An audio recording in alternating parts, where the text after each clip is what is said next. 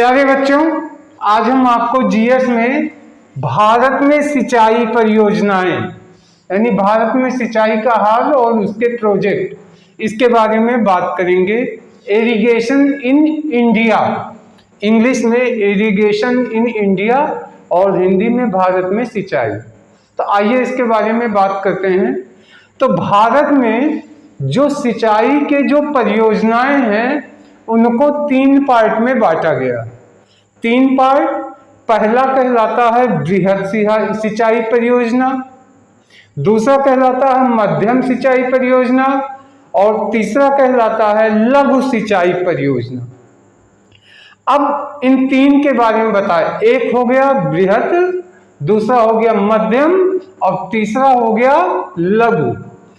तो बृहद सिंचाई परियोजना जो बड़ी बड़ी परियोजनाएं हैं, ये माना जाता है कि 10,000 हेक्टेयर या उससे अधिक, आपको इसी पॉइंट पे फोकस करना है।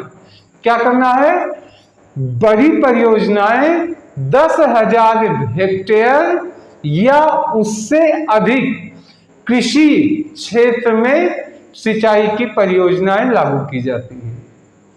और मध्यम सिंचाई परियोजनाएं तो ये होता है 2,000 हेक्टेयर से अधिक और 10,000 हेक्टेयर से कम, ये मध्यम श्रेणी में आती हैं, मध्यम सिंचाई परियोजनाएं।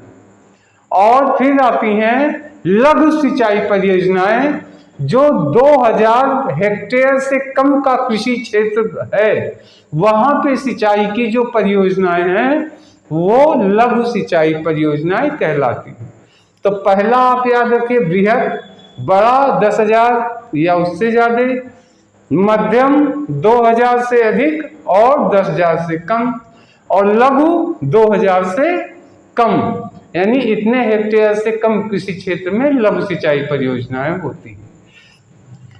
अब देखिए, हमारे देश में जो बड़े बृहद और मध्यम परियोजनाएं हैं, ये 37% कृषि योग्य कुल कृषि क्षेत्रफल का 37% या 37% जो प्रोजेक्ट है सिंचाई परियोजना है वो बृहद और मध्यम सिंचाई परियोजना है।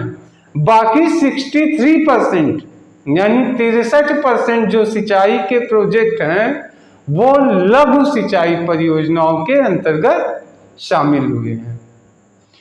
अब हम बात करते हैं, ये दोनों हो गया, और एक बात और है। देखिए, पूरे विश्व में सबसे अधिक सिंचाई हेतु कृषि भूमि, कृषि क्षेत्र, सबसे ज्यादा सिंचाई हेतु कृषि क्षेत्र भूमि चीन के पास है जो 21% है, जबकि दूसरे नंबर पे हमारा भारत है और ये है 20.2%। 20.2% कृषि योग्य भूमि जो सिंचाई योग्य भूमि है। तो चाइना से हमारा 0.8% कम है, जबकि एरिया के हिसाब से अपने भारत से लगभग 3 गुना एरिया चाइना का है, लेकिन इस हिसाब से उनके पास कृषि योग्य भूमि नहीं है। जबकि हमारा क्षेत्रफल कम होते हुए भी हमारा सिंचाई प्रोजेक्ट 20.2% यानी 21% से 0.8% कम है। तो पूरे विश्व में चाइना का सिंचाई प्रोजेक्ट जो है तो कृषि भूमि पहले नंबर पे, दूसरे नंबर पे हमारा भारत आता है। अब हम बात कर रहे हैं, एक चीज हमें और बतानी है, 2 चीजें, कि अभी जो हाल है अपने इंडिया का सिंचाई प्रोजेक्ट में, इसमें जितनी कृषि योग्य भूमि है उसका लगभग 33% ही सिंचाई हो पाती है। बाकी जो कृषि योग्य भूमि है उसके लिए हमें वर्षा का इंतजार करना होता है और हमारे पास वो साधन सीमित हैं। इसी वजह से लगभग 33% सिंचाई कृषि क्षेत्र का हमारे पास अभी क्षमता है और बाकी सब ऊपर वाले के भरोसे है, यानी वर्षा के भरोसे होती है। अब बात करते हैं भारत में मुख्य रूप से सिंचाई का स्रोत क्या है। तो अब इधर डेवलपमेंट बहुत तेजी से हुआ है, गांव-गांव तक बिजली जाने लगी है, लेकिन इससे पहले एक कुआं और दूसरा नलकूप, ये दो माध्यम होते थे। लेकिन अब जो है अधिक एरिया में बिजली की पहुंच होने के कारण नलकूप और पंपिंग सेट इनके द्वारा सिंचाई हो रही है। और नलकूप और पंपिंग सेट के द्वारा जो सिंचाई होती है उसमें पूरे देश में तमिलनाडु पहले नंबर पे है, दूसरे नंबर पे महाराष्ट्र है और फिर अपना यूपी, उत्तर प्रदेश।